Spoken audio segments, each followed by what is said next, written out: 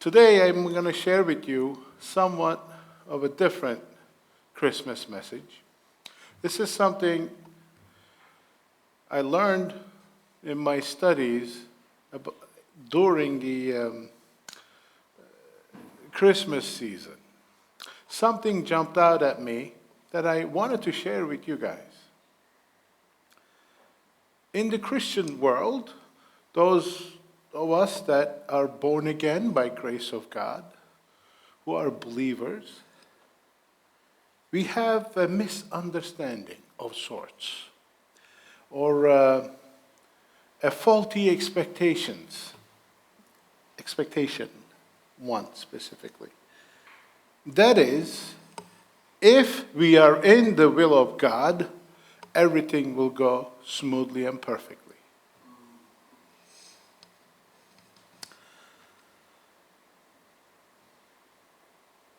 I have to explain this part very carefully so that I am not misunderstood.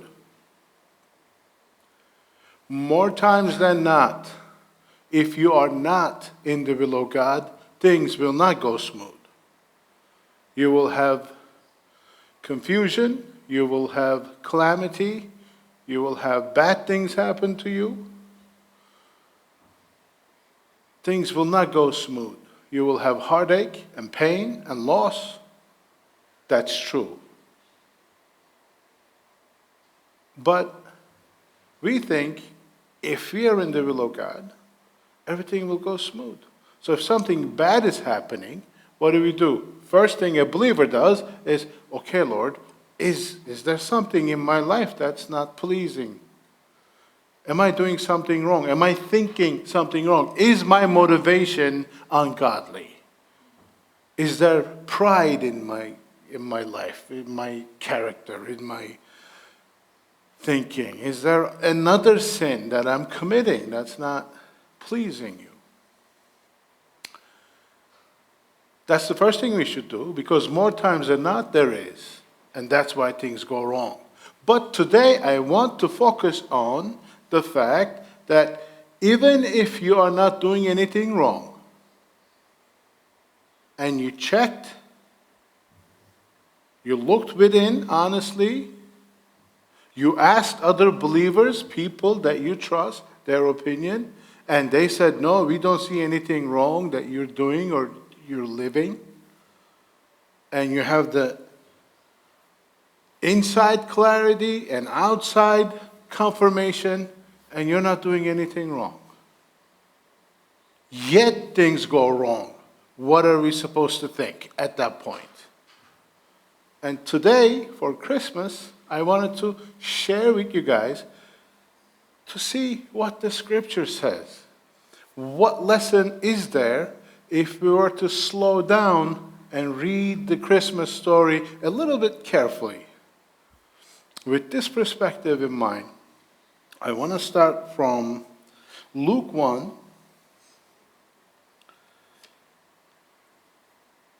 You guys all know who Zacharias is? Zacharias, well, let me just start reading.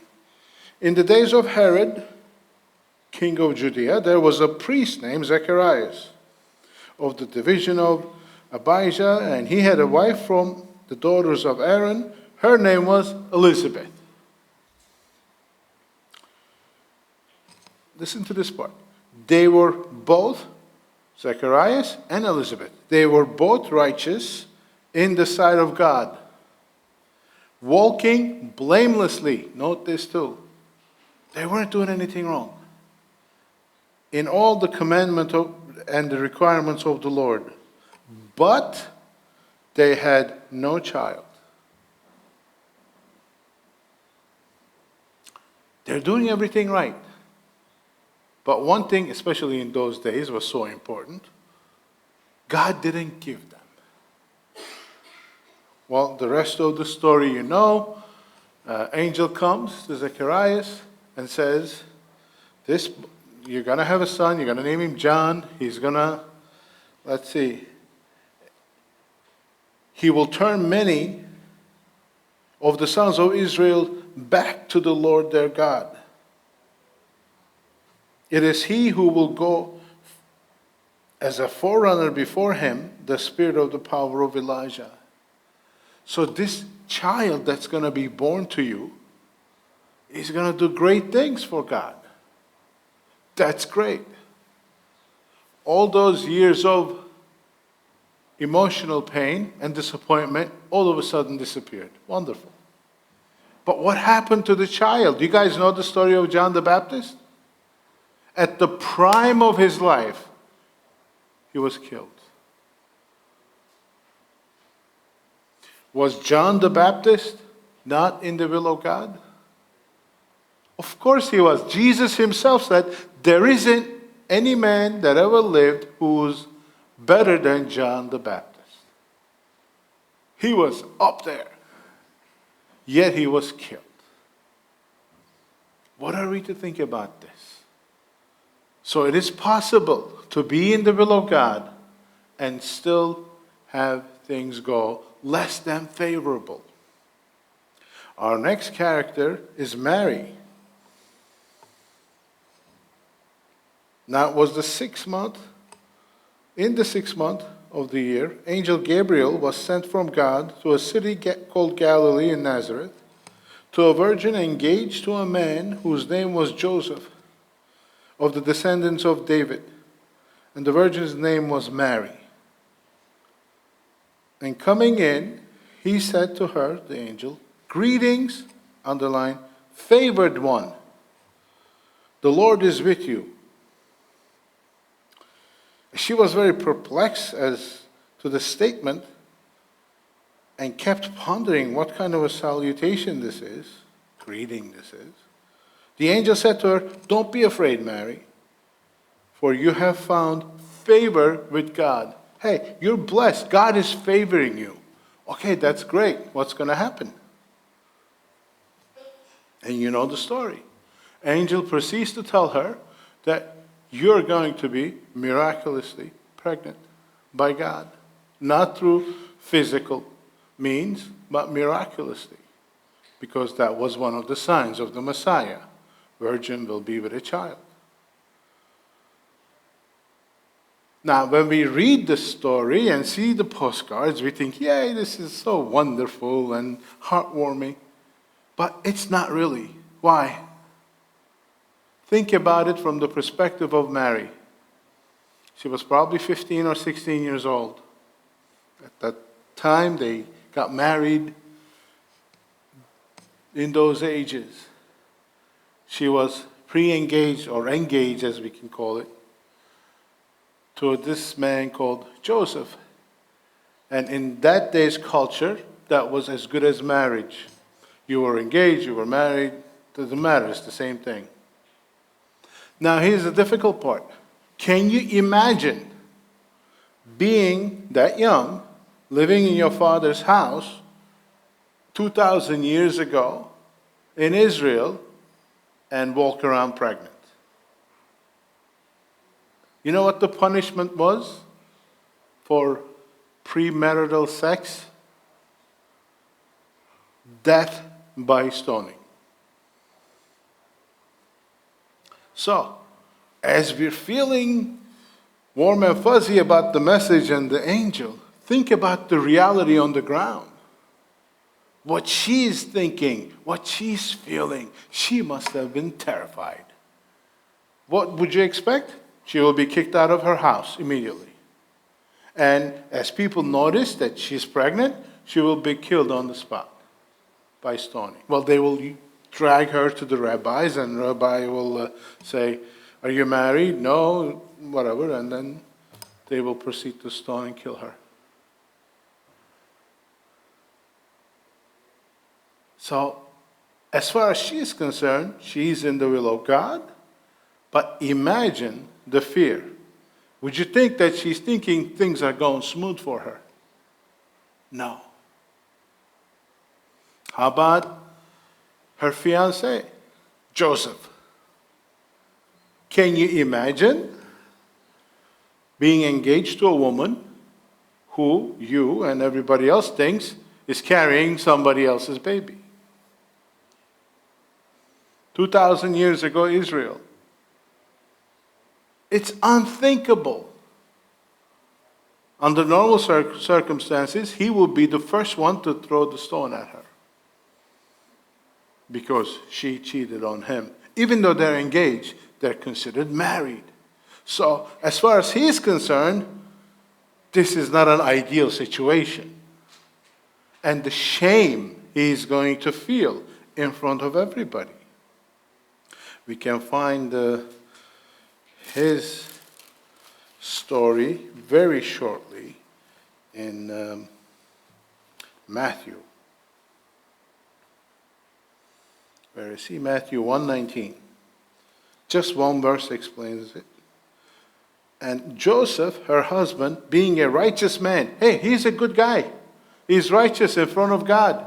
He's not doing anything wrong. Not wanting to disgrace her. He has a good heart, you could tell. But nevertheless, he planned to send her away secretly. I mean, of course, marrying her is out of question. But he's saying, at least don't let her get killed. Just go away to a different country, somewhere else, so that, I won't have to see you and you won't be killed and all that stuff. Do you think it's ideal for him? No. Let's continue.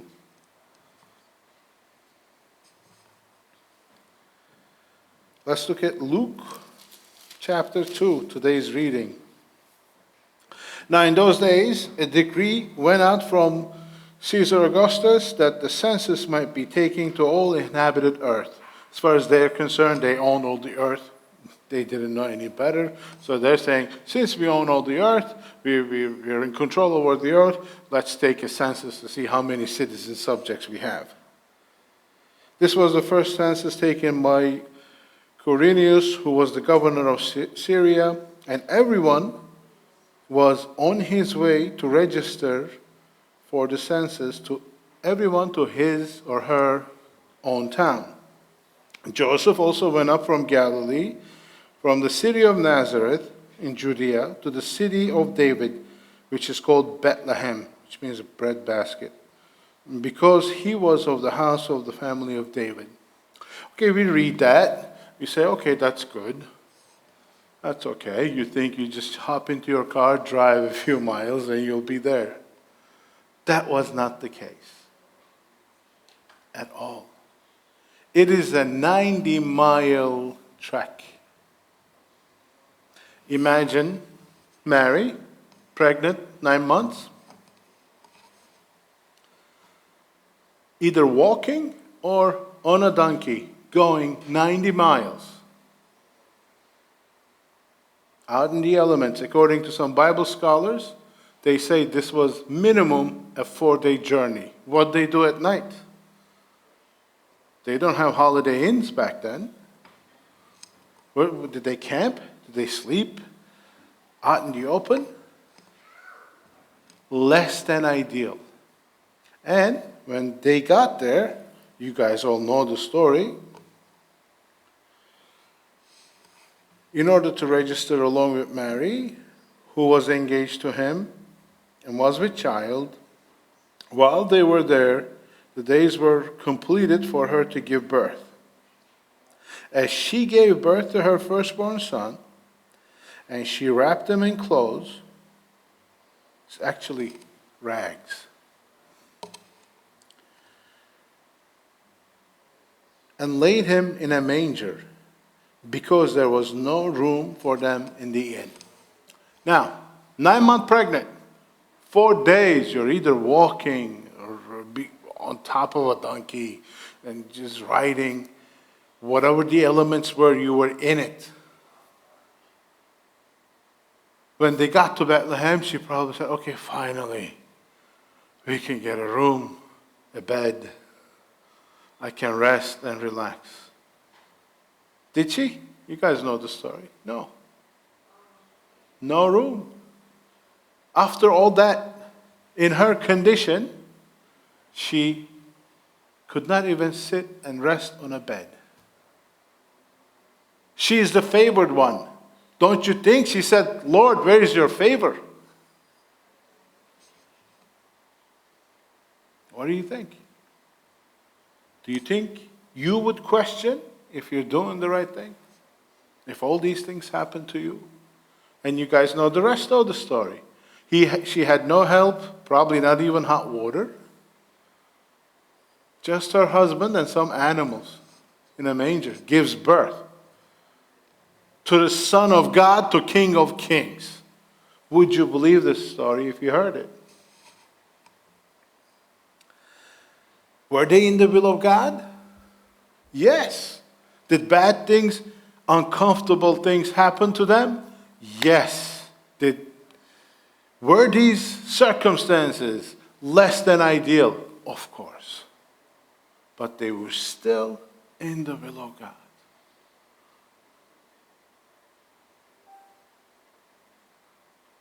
How about the circumstances around them? When you keep reading the story, when you go back to Matthew, you will see in the 2nd chapter of Matthew, something horrific happens. You guys know the story of the Magi, right? These 3 wise men. Well, we don't know how many there are. We're assuming it's 3 because there were 3 presents. There could have been 10. There could have been 1. We are not told how many Magi. We just assume that. And another misconception is we assume they were there the night Jesus was born because all the figurines you buy show them all together with the animals. But that's not accurate either because they came much later when it says when they were in the house, they were back in Nazareth and they were in their own house. And then Jesus was grown a little bit. Most scholars think he was about 2 years old at that time. So they weren't there the night he was born. However, that doesn't change anything. It's just a side note. When Herod, he's the bad king, saw that he had been tricked by the Magi, he became very enraged and sent and slew all the male children who were in Bethlehem and the vicinity from 2 years old and under, according to the time which had been determined from the Magi. So, Son of God is born, but because he's born, who knows how many babies were killed 2 years and under because this man wanted to be in power. He wanted to be king. He didn't want to relinquish power. Do you think God was in this situation? If it was us, we would look at the circumstances and all their lives and we would say, probably not. Look at all these things that's going wrong. But we know that they were all righteous people. They were all in the will of God. And they were doing what they knew they had to do, regardless of the difficulties. I want to share in closing from the book of Hebrews. Are you guys familiar with Hebrews chapter 11? It is called the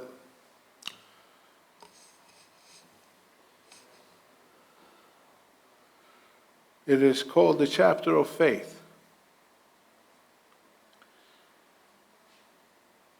Hall of Fame of people with faith is another thing that's called. It lists all these people by faith that have done great things. And towards the end, it goes something like this.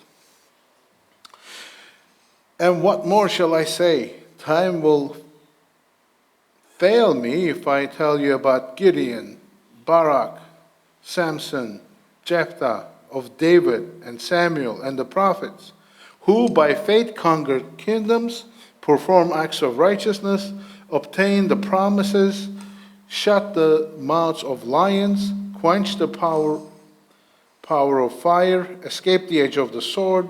From weakness they were made strong, became mighty in war, put foreign armies to flight. You see all these great things that they did by faith, by believing, by doing the right thing, by being in God's will. But let's continue reading. Women received back their dead by resurrection, miracles happen. People was raised to life.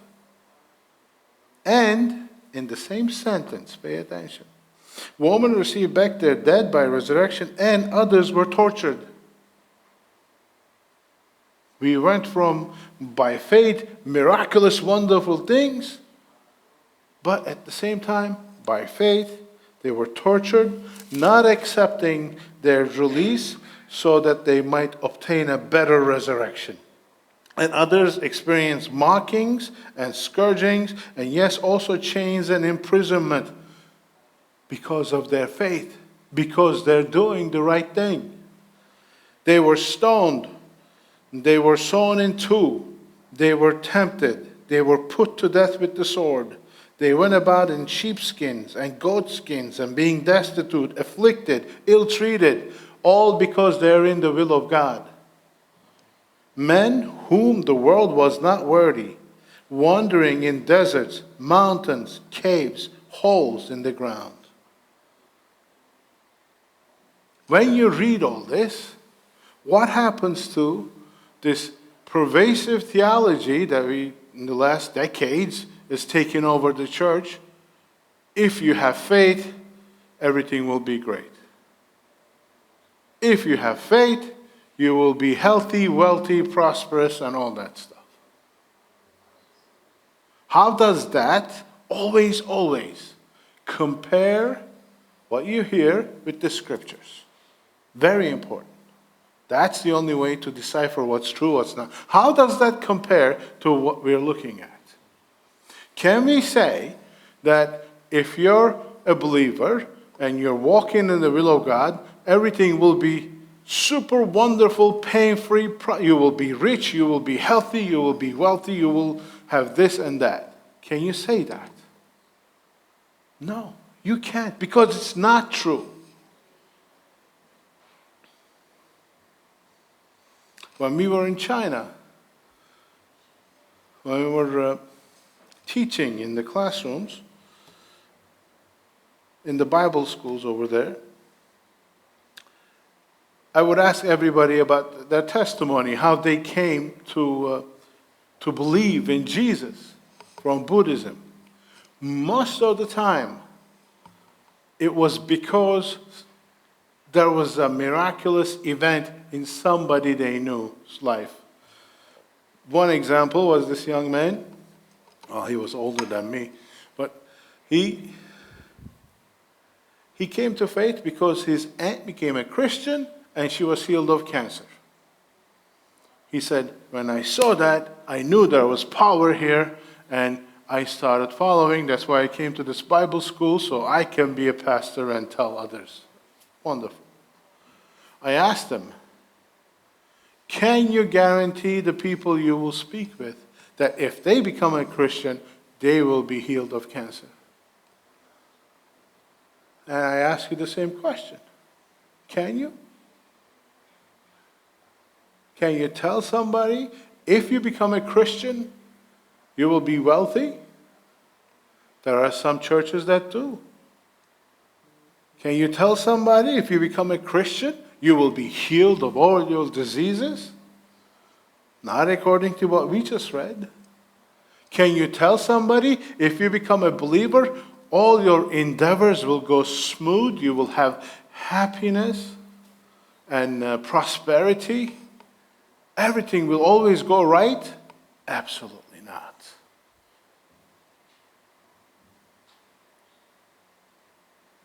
You see, this is where the rubber meets the road, as they say. For what reason am I becoming a Christian? Is it to get blessings from God? To have an easy life? I tell you, if that's your thought, don't waste your time. Because if, like the scripture says, we look at godliness as a ways of getting something from God, you are on the wrong track. It's not going to happen. But why did these people who had good things happen to them and bad things happen to them? Why did they continue, not give up their faith? One, that's proof that they were truly believers. And two, all these, continuing in Hebrews chapter 11, 39, having gained approval through their faith, through good and bad, thick and thin, did not receive what was promised. What was promised? It was the Messiah, the Savior, the one that was going to save them from their sin and in eternity. Therefore, since we have such a great cloud of witnesses surrounding us, he's saying, look at all these people that had done ginormous things, amazing things, and they have suffered so much. We have so many people that went through so much, and we have them as an example. Let us also lay aside every encumbrance and sin which so easily entangles us. It slows us down. It gets us out of the will of God. And let us run with endurance. That's the key, endurance. The race that is set before us. And he gives us Jesus as the example.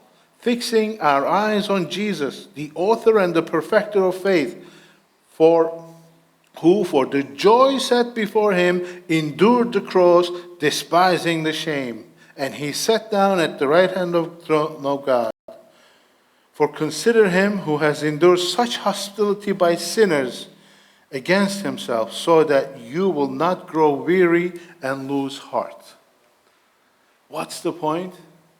Why did Jesus endure? Why did all these people in the Hall of Fame of Faith endure?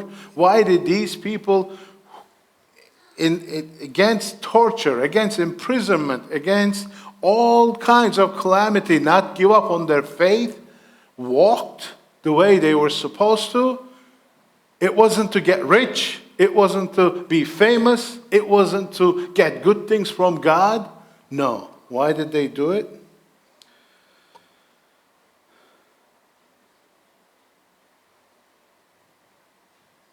Who for the joy set before him. There is a joy set before us, and that's not on this earth. Now, if you're here only,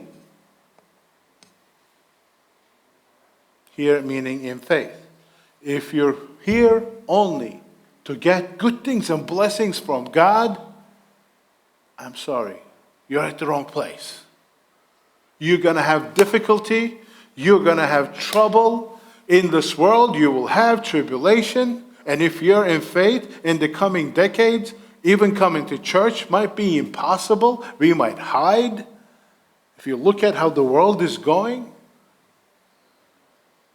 But if you're in faith, not because of this world, but the promise of the joy, then welcome. This is what this is about. This is why Jesus came. This is why it's such a great news.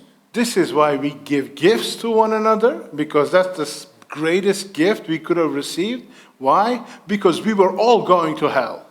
None of us deserve to be saved. There is not one person in this room or throughout the world in history that deserves to be in heaven because they're nice or they're good enough.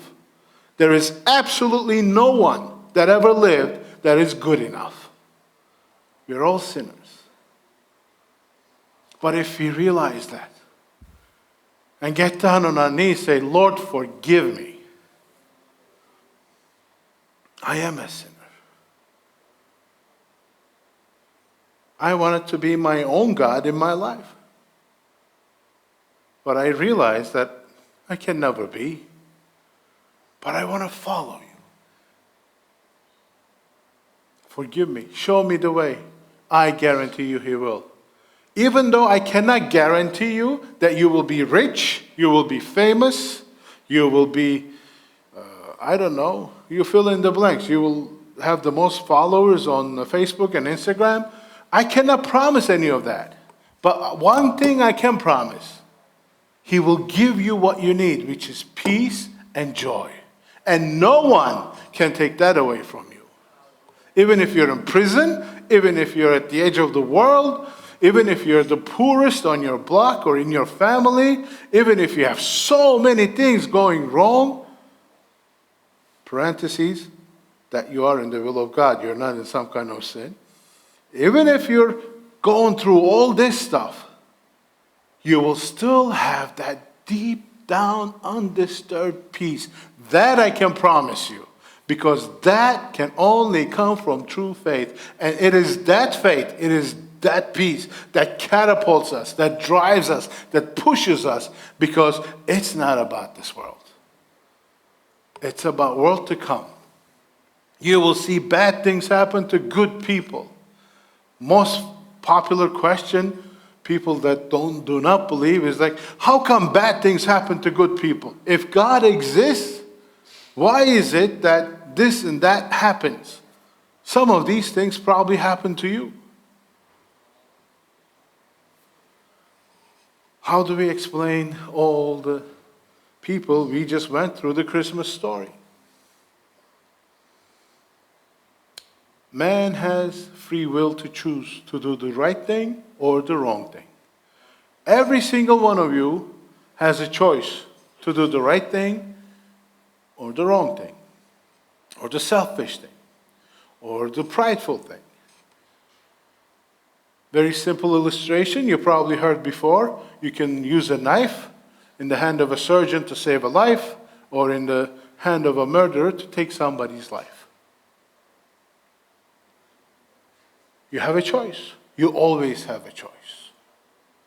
So a lot of times, a lot of people use this choice to do the wrong thing.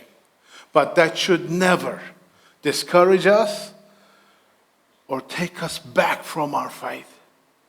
So, stepping back and looking at the big picture in this Christmas day, there might be issues in our lives, and there is.